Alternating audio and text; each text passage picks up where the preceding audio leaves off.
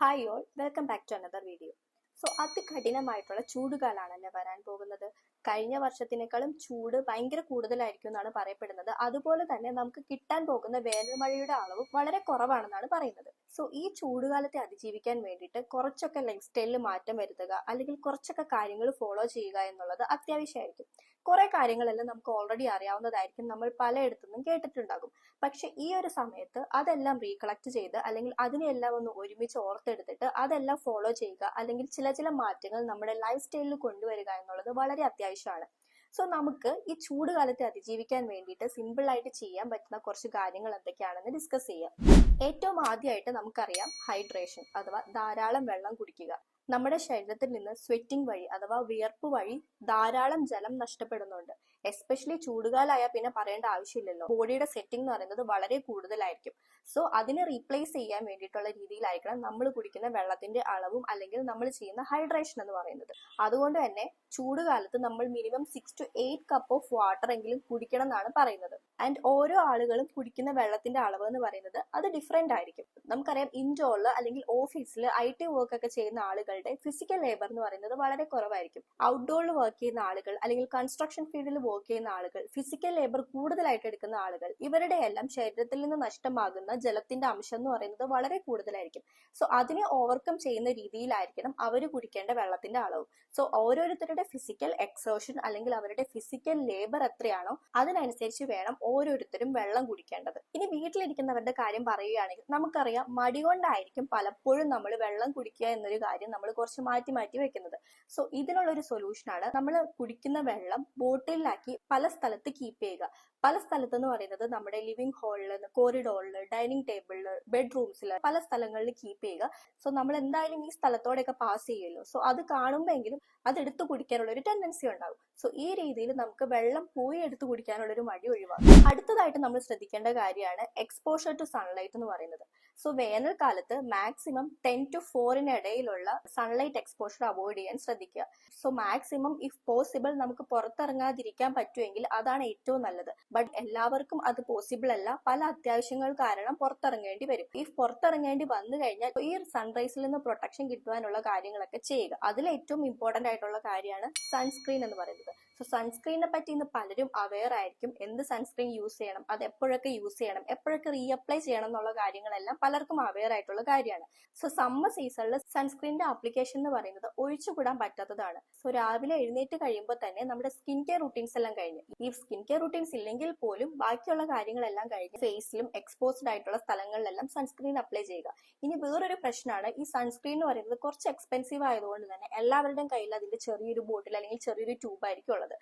അവരത് അവരുടെ ഫേസിലും മാക്സിമം കൂടിപ്പോയ പാംസിലും യൂസ് ചെയ്യും. അതും വളരെ കുറച്ച് എമൗണ്ടിലായിരിക്കും ഉപയോഗിക്കുന്നത്.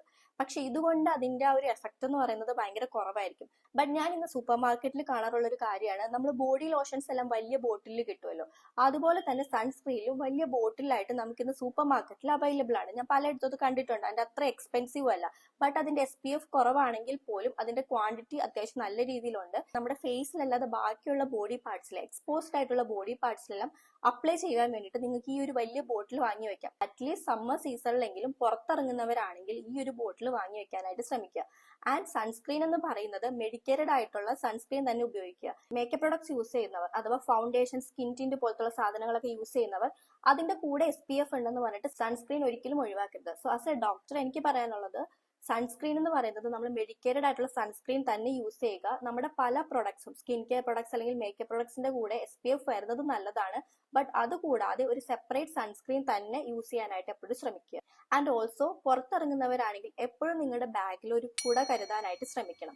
ഒരു കുട അല്ലെങ്കിൽ ഒരു ഹാറ്റ് അത് കരുതാനായിട്ട് നിങ്ങൾ എപ്പോഴും ശ്രമിക്കണം. ആൻഡ് അതുപോലെ തന്നെ 2 വീലേഴ്സ് യൂസ് ചെയ്യുന്നവരാണെങ്കിൽ നിങ്ങൾ എപ്പോഴും ഹെൽമെറ്റിന്റെ ഫ്രണ്ടിലുള്ള ഗ്ലാസ് എപ്പോഴും താഴ്ത്തി ഇടാനായിട്ട് ശ്രമിക്കുക. അതുപോലെ തന്നെ ഹാൻഡ് ഗ്ലൗസ് ഉണ്ടെങ്കിൽ അത് യൂസ് ചെയ്യുക. പലപ്പോഴും പല ചെറുപ്പക്കാരും ഇതൊക്കെ കുറച്ച് ഓവർ അല്ലേ, ഇതിന്റെ ആവശ്യമുണ്ടോ എന്നൊക്കെ വിചാരിച്ച് യൂസ് ചെയ്യാണ്ടിരിക്കുന്നത് ഞാൻ കണ്ടിട്ടുണ്ട്. ബട്ട് ഈ ഒരു സൺ എക്സ്പോഷറിന്റെ ആഫ്റ്റർ എഫക്ട് ചിന്തിക്കാത്തതുകൊണ്ടാണ് അവർ അങ്ങനെ ചെയ്യുന്നത്. കാരണം ഇപ്പോഴായിരിക്കില്ല, കുറച്ച് നാളുകൾ കഴിഞ്ഞായിരിക്കും sun damage, sun tanning, melasma പോലുള്ള ബുദ്ധിമുട്ടുകളൊക്കെ വരുന്നത്. സോ മാക്സിമം സണ്ണിൽ നിന്ന് പ്രൊട്ടക്ഷൻ കിട്ടുന്ന സാധനങ്ങൾ എന്തൊക്കെയുണ്ടോ അതെല്ലാം ഉപയോഗിക്കാനായിട്ട് ശ്രമിക്കുക. അടുത്തായിട്ട് പറയാനുള്ളത് നമ്മൾ ഒഴിവാക്കേണ്ട കുറച്ച് കാര്യങ്ങളാണ്. Tea, coffee, alcohol, soft drinks തുടങ്ങിയ കാര്യങ്ങളെല്ലാം മാക്സിമം സമ്മർ സീസണിൽ അവോയ്ഡ് ചെയ്യാനായിട്ട് ശ്രമിക്കണം. കാരണം ഈ പറയുന്ന കാര്യങ്ങളെല്ലാം നമ്മുടെ മെറ്റബോളിസം കൂട്ടി നമ്മുടെ ശരീരത്തിന്റെ ടെമ്പറേച്ചർ വീണ്ടും കൂട്ടാനായിട്ട് കാരണമാകുന്നു. ആൽക്കഹോൾ, കോഫി പോലുള്ള കാര്യങ്ങളെല്ലാം കുടിക്കുമ്പോൾ ഇൻസ്റ്റന്റ് ആയിട്ട് നമുക്കൊരു ഉന്മേഷം കിട്ടുമെങ്കിലും അത് നമ്മുടെ ബോഡിയുടെ metabolic activities and cellular activities കൂട്ടുകയാണ് ശ്രമിക്കുന്നത്. സോ നമ്മുടെ ബോഡിയിൽ കൂടുതൽ എനർജി പ്രൊഡക്ഷൻ നടക്കുകയും ബോഡി ടെമ്പറേച്ചർ വീണ്ടും കൂടാനായിട്ടും കാരണമാകുന്നുണ്ട്.